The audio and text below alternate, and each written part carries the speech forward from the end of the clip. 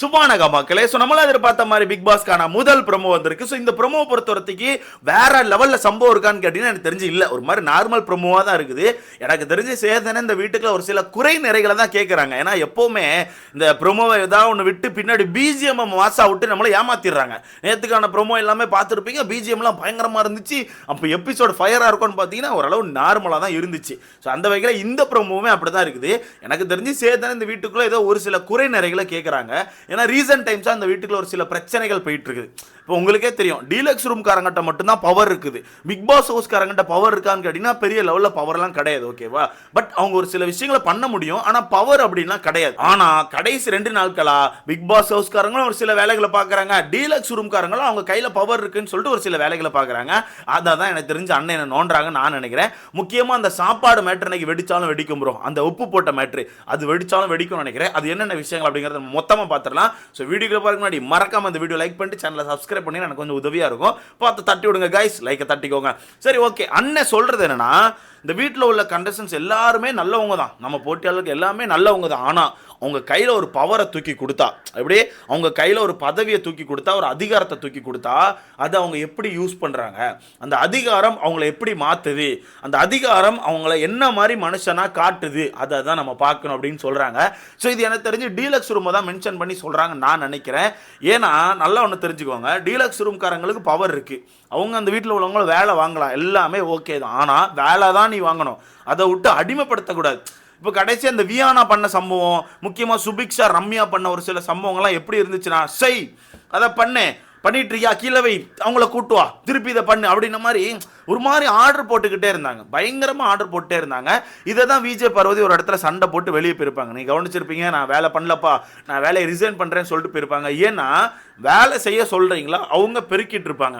பெருக்கி முடித்த பிறகு ஒரு வேளை அங்கே குப்பை இருந்துச்சுன்னா ரிட்டன் போய் நீங்கள் சொல்லலாம், இல்லைங்க அங்கே குப்பை இருக்குது, நீங்கள் ரிட்டன் பெருக்குங்கன்னு சொல்லலாம். ஆனால் அந்த இடத்துல நின்று பெருக்கு, அதை தட்டு, இதை தொட, அதை தூக்கு, இதை பண்ணி, என்ன நீ வேலை செய்கிற இப்படி சொல்கிறது வந்து ஒருத்தரை அடிமைப்படுத்துகிற மாதிரி, ஓகேவா? அவங்க யாருமே ஸ்லேவ்ஸ் கிடையாது, உங்களுக்கு வேலை தான் செய்ய வந்திருக்காங்க. முக்கியமாக வியானா வந்து கடைசி நாட்கள் அந்த பவர் கிடச்சிட்டு எனக்கு பவர் வேணும்னு சொல்லி பிச்சு பிடிங்க இங்கே வந்து ஒரு மாதிரி ஏதோ அதை தூக்கி இதை தூக்கு, அதை தொட, அதை படுது, அப்படி இப்படின்னு பயங்கரமாக இது பண்ணாங்க. அங்கே தான் சம்பவம் வெடிச்சு. ரெண்டாவது நம்ம சுபிக்ஷா ரம்யா இவங்க 2 பேரும் என்ன பண்ணாங்கன்னா, விஜய் பார்வதியை டார்கெட் பண்ணாங்க. அது ஒரு நாள் நைட்டு உட்காந்து இவங்க பிளான் போட்டது வெளியே வந்துட்டு கண்டிப்பாக கவனிச்சிருப்பீங்க. நம்ம வந்து விஜய் பார்வதியை தான் முதல் அட்டாக் பண்ணணும், அவளை தான் வச்சு செய்யணும், அவளை வச்சு செஞ்சால் தான் சரிப்பட்டு வரும், ஒரு 2-3 நாள் அவளை வச்சு செஞ்சுட்டு நம்ம அடுத்த வேற யாரையா வச்சு செய்யலாம் அப்படின்னு சொல்லிட்டு இவங்க பயங்கரமாக பிளான் பண்ணியிருப்பாங்க. பட் ஏதோ விஜய் பார்வதி அந்த இடத்துல கவனிச்சு ஒரு 2 நாள்ல அந்த வேலையை ரிசைன் பண்ணி வெளியே போயிருப்பாங்க. இதெல்லாம் எடுத்து போட்டு தான் அண்ணன் பேச போறாங்க. அது மட்டும் இல்லாம இன்னைக்கு அந்த சாப்பாடு மேட்ரு வருதுன்னு சொல்றாங்க. எப்படி அந்த சாப்பாடு மேட்ரு உள்ள வருதுன்னு சொல்றாங்க. அது எப்படி பேச போறாங்கன்னு எனக்கு தெரியல. ஆனா எனக்கு அந்த டைமே அந்த சாப்பாடுல இவங்க உப்பு போட்ட விஷயம் எனக்கு பிடிக்கல. ஏன்னா இப்போ இவங்க பண்ணலாம் ப்ரோ, இவங்க பிக் பாஸ் ஹவுஸ்காரங்கிட்ட இருக்க பவர் அதுதான், சமையல் தான். ஸோ சமையலில் வந்து எப்படி அவங்கள வந்து கடுப்பேற்ற முடியுமோ அந்த மாதிரி தான் பண்ண முடியும். பட் சமையலை ஒரு ஃபுட்டை வந்து வேஸ்ட் பண்ணக்கூடாது, அது ரொம்ப தப்பு. இப்போ அவங்க பண்ணது எப்படின்னா, நம்ம இப்போ உப்பு போட்டால் இந்த சாப்பாடு அவங்க சாப்பிட முடியாதுல்ல, அப்போ சாப்பாடோட அருமை அவங்களுக்கு தெரியும், சாப்பாடு இல்லைன்னா எப்படி இருக்கும்னு சொல்லிட்டு அவங்களுக்கு தெரிய வரணும், அதை நம்ம ஃபீல் பண்ண வைக்கலாம்னு சொல்லிட்டு ஒரு சம்பவம் பண்ணாங்க. இது ஆக்சுவலாக அவங்கள பழி வாங்குற இடம் மாதிரி ஆயிடுச்சு, ஓகேவா? இது வந்து நீங்கள் வந்து எங்களை கொடுமைப்படுத்துறீங்களா, எங்களுக்கு கரெக்டான சாப்பாடு கிடைக்கல, நான் வந்து உங்களை கொடுமைப்படுத்துறேன் பாரு, நான் உங்களை பழி வாங்குறேன் பாருன்னு சொல்லிட்டு ஒன்று பண்ணிட்டாங்க. நீங்கள் பழி வாங்கலாம், பட் ஃபுட் வேஸ்ட் பண்ணக்கூடாது, அதுதான் மேட்ரு. ஃபுட் வேஸ்ட் பண்ணக்கூடாது. இப்போ அந்த இடத்துல அவங்க அந்த சிக்கனை சமைக்காம இருக்கலாம் ப்ரோ. இப்போ என்ன பண்ணிருக்கலாம்னா, சிக்கன் கொடுத்தாங்களா, எங்க எனக்கு வேலை இருக்கு இருங்க லேட் ஆகும் அப்படின்னு சொல்லிட்டு லேட் பண்ணிருக்கலாம். லேட் பண்ணாலே அவங்க பசியில் வந்து வெறுப்பாய் ஆட ஆரம்பிச்சிருப்பாங்க. அப்போ இருங்க நாங்கள் சமைச்சிட்டு இருக்கோங்க, வெட்டிட்டு இருக்கோங்க அப்படின்னு சொல்லிட்டு இவங்க பண்ணிட்டே இருந்திருக்கலாம், ஓகேவா? அது அவங்கள வெறுப்பும் பண்ணியிருக்கோம், பயங்கரமான கண்டென்ட் வந்திருக்கும், சண்டை வந்திருக்கும். பட் அந்த சாப்பாட்டில் மொத்தமாக உப்பு, அந்த காரம், அது இதுன்னு அள்ளி போடுறது வந்து தப்பு. அது வந்து மொத்த ஃபுட்டே வேஸ்ட் பண்ணிடும், அது யாருமே சாப்பிட முடியாது. ஏன்னா பிக் பாஸ் சைட்லேருந்து அவ்வளோ செலவு பண்ணி டீலக்ஸ் ரூம்காரங்க சிக்கனை எடுத்து கொடுக்குறாங்க, ஓகேவா? ஸோ அப்படி இருக்கும்போது அதை வேஸ்ட் பண்ணுறதுங்கிறது ரொம்ப ரொம்ப ரொம்ப தப்பு. ஃபுட் வேஸ்ட்டில் வந்து எனக்கு தெரிஞ்சு பிக் பாஸ் டீம் எப்போவுமே ஒத்து போக மாட்டாங்க, பயங்கரமாக ஆப்போசிட் பண்ணுவாங்க. அதையும் கேட்குறதா இன்றைக்கி ஒரு சீன் சொல்லிட்டு இருக்காங்க. ஸோ அதுக்கு கனி அவர்கள், பிரவீன்ராஜ் அவருக்கு ஒரு சின்ன வார்னிங் மாதிரி கொடுத்து இதுக்கப்புறம் ஃபுட் வேஸ்ட் பண்ணக்கூடாது அப்படிங்கிறத சொல்லிடணும். நீங்கள் சமைக்காமல் இருக்கலாம், தாராளமாக சமைக்காமல் இருக்கலாம். சமைக்க முடியாதுங்க, எனக்கு உடம்பு சரியில்லைங்க, நான் மட்டும் தான் கிச்சன் டீமில் இருக்கேன், ஒரு 5 நிமிஷம் இருங்கன்னு சொல்லிட்டு அந்த சமையலை லேட் பண்ணால் சூப்பராக இருக்கும். பட் இவங்க இது பண்ணுறாங்க. அண்ட் சேதனை கடைசியாக சொல்கிறதுன்னா, எப்போவுமே கீழே இருக்கவங்க கீழே இருக்க போகிறதில்ல, மேலே இருக்கவங்க மேலே இருக்க போகிறதில்ல, அது ஒரு நாள் மாறும். ஸோ அதனால் அதுக்கேற்ற மாதிரி தான் அந்த கேம் ஆடணும். ஸோ பார்க்கலாம் அப்படின்னு சொல்கிறாங்க. எனக்கு தெரிஞ்சு இந்த வாரம் ஏதோ டாஸ்க் வைப்பாங்க ப்ரோ. எனக்கு தெரிஞ்சு கண்டிப்பாக டாஸ்க் இருக்கும். டீலக்ஸ் ரூமில் உள்ளவங்க பிக் பாஸ் ஹவுஸ்க்கு வர வாய்ப்பு இருக்குது. பிக் பாஸ் ஹவுஸில் உள்ளவங்க டீலக்ஸ் ரூமுக்கு போக வாய்ப்பு இருக்குது. ஏன்னா டீலக்ஸ் ரூமில் இன்னொரு பெரிய பெனிஃபிட் இருக்குது. அவங்க சமைக்க வேண்டியதில்லை, இஷ்டப்பட்ட நேரம் எந்திரிச்சிக்கலாம். அந்த மாதிரி பெனிஃபிட் இருந்தாலும் வாரம் வாரம் அவங்களுக்கு நாமினேஷன் ஃப்ரீ பாஸ் கிடைக்கும். டீலக்ஸ் ரூமில் இருக்க பாதி பேருக்கு நாமினேஷன் ஃப்ரீ பாஸ் கிடைக்கும். அதனால் எனக்கு தெரிஞ்சு இந்த வாரத்தை பொறுத்த வரைக்கும் ஏதாவது டாஸ்க் இருக்கும். அந்த ஸ்விட்ச் ஆகிறதுக்கு கண்டிப்பாக டாஸ்க் இருக்கும்.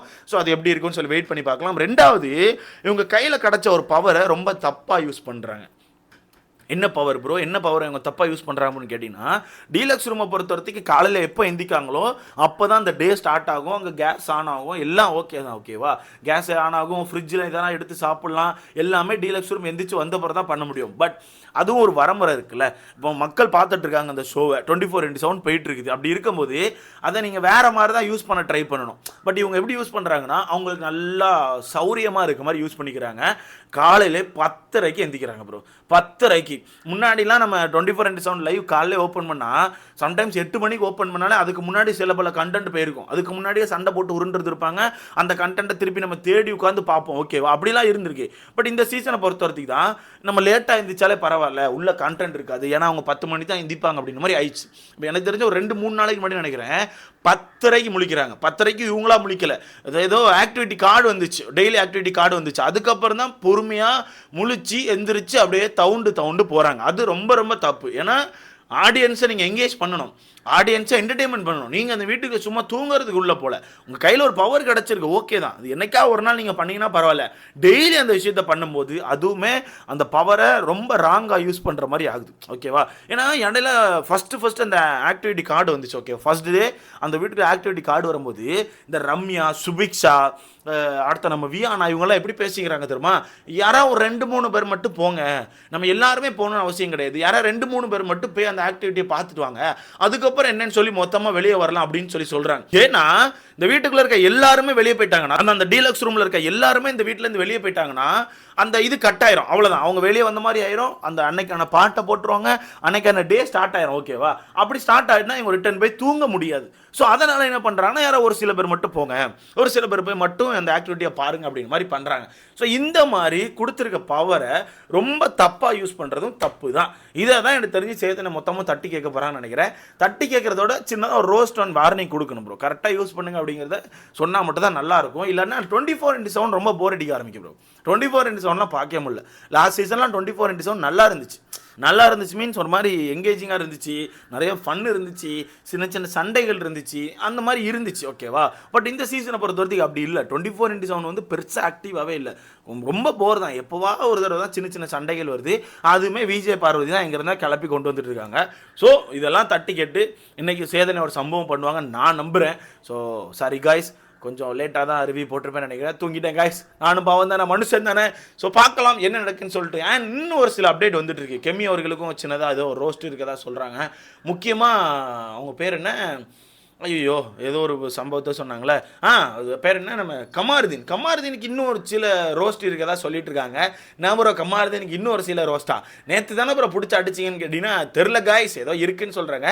அது என்ன அப்டேட் அப்படின்னு கேட்டுட்டு மொத்தமாக வந்து உங்கள்கிட்ட சொல்கிறேன். அடுத்த வீடியோவில் பார்க்கலாம். வீடியோ லைக் பண்ணிக்கோங்க காய்ஸ், பாய்.